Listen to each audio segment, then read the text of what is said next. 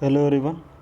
आज हम लोग ग्राफ देखेंगे। ग्राफ वेरी इंपॉर्टेंट है। थोड़ा सा इसमें क्या है, आपको क्लियर माइंडसेट रख के इसको करना पड़ेगा। ओके, क्लियर माइंडसेट से मतलब ये है कि आपको थोड़ा सा ग्राफ के बारे में आइडिया होना चाहिए।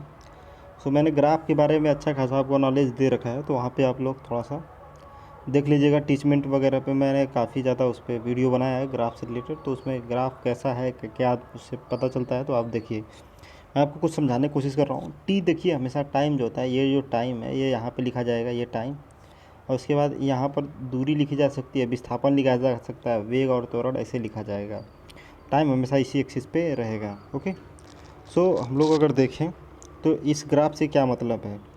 इस ग्राफ को आपको पहले टाइम की ओर देखना है, टाइम की ओर। तो देखिए ये ग्राफ है, एक्चुअल में ये वाला ग्राफ है। तो इसको टाइम देखिए, टाइम इधर जा रहा है, मेरा कर्सर देखिए, टाइम इधर जा रहा है। तो क्या हो रहा है, टाइम बढ़ रहा है। इसका मतलब क्या होगा, इधर जाने पे टाइम बढ़ रहा है, टाइम बढ़ेगा। तो ये देखिए दूरी है, दूरी वाला ये ग्राफ जो है, क्या दूरी का मतलब इस साइड में। अगर कोई ग्राफ ऊपर जा रहा है, इधर जाओगे साथ में ऊपर भी अगर जा रहा है, तो कहेंगे दूरी ऊपर बढ़ रही है, ऊपर जो भी लिखा है वो बढ़ रहा है। अगर वो नीचे जाता है तो बोलेंगे घट रहा है। तो यहाँ पर देखिए, हम लोग जब इस टाइम की ओर जा रहे हैं तो क्या हो रहा है, ये दूरी कहीं नहीं, ना ऊपर जा रहा है ना नीचे जा रहा है, एकदम सीधा है। इसका मतलब क्या होगा, दूरी नहीं बढ़ रही है। दूरी ना ही बढ़ रही है ना ही घट रही। इसका मतलब क्या होगा कि वस्तु स्थिर है। ठीक है ना, क्योंकि वस्तु जब चलना स्टार्ट करेगी तो इनके बीच की दूरी या तो घटेगी या तो बढ़ेगी। सो यहाँ पर आप लोग देख सकते हैं कि दूरी जो यहाँ पर है वो फिक्स है, कांस्टेंट है। इसलिए क्या होगा, वस्तु विरामावस्था में होगी। और जब गति की अवस्था में क्या होगी, तो देखिए जब समय भी इधर जाने पे बढ़ेगा और साथ में दूरी भी। देखिए ग्राफ ऊंचा भी हो रहा है।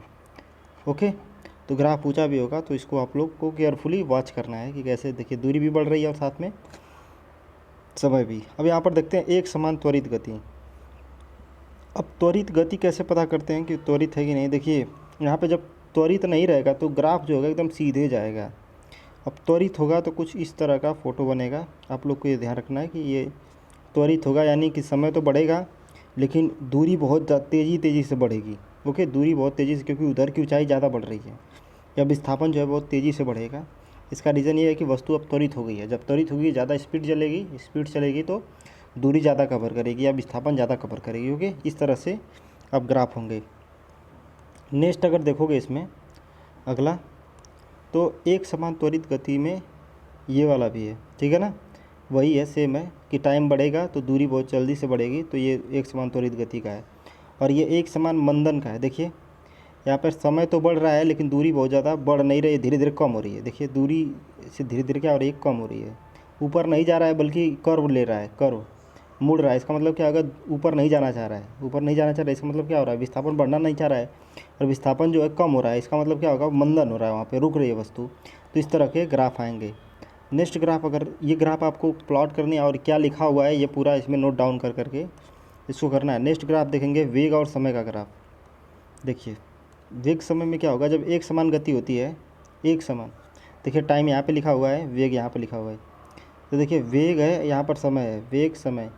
तो जब एक समान गति होगी यानी त्वरण शून्य होता है उस समय पे, तो यानी वेग ना ही बढ़ता है और ना ही घटता है। तो वेग देखिए कांस्टेंट बना हुआ है, यानी 10 की स्पीड से जा रहा है तो 10 की स्पीड से चलेगा।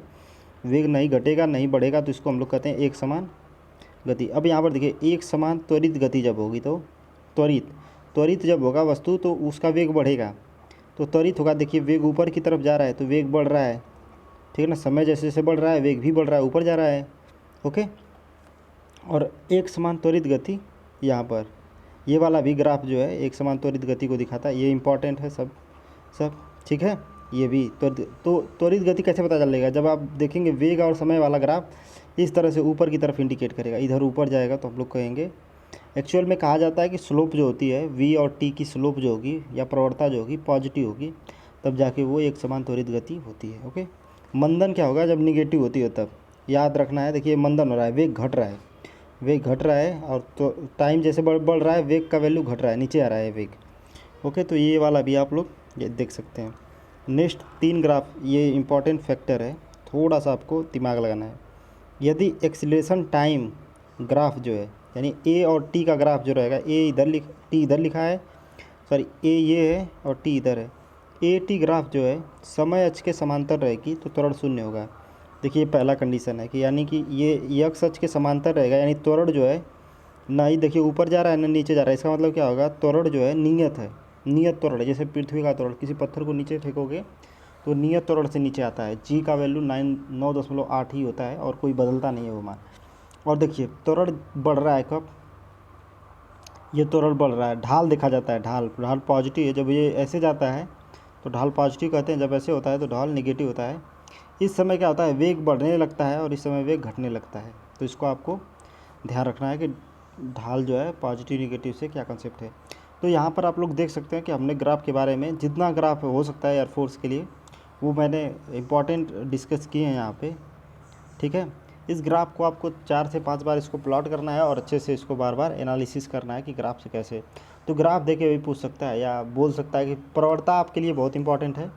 देखिए अगर x अक्ष के समांतर रहेगा ग्राफ, ए टी ग्राफ जो होगा, ए और टी के बीच में बना ग्राफ x अक्ष के समांतर रहेगा तो क्या होगा, वहाँ पर एक्सीलरेशन नियत होगा। अगर मान लीजिए कि यहाँ पर ऐसे अगर प्रवणता जो है पॉजिटिव है तो इस तरह से त्वरण बढ़ता है और निगेटिव है तो घटता है। ये आपको ग्राफ याद रखने हैं, ठीक है।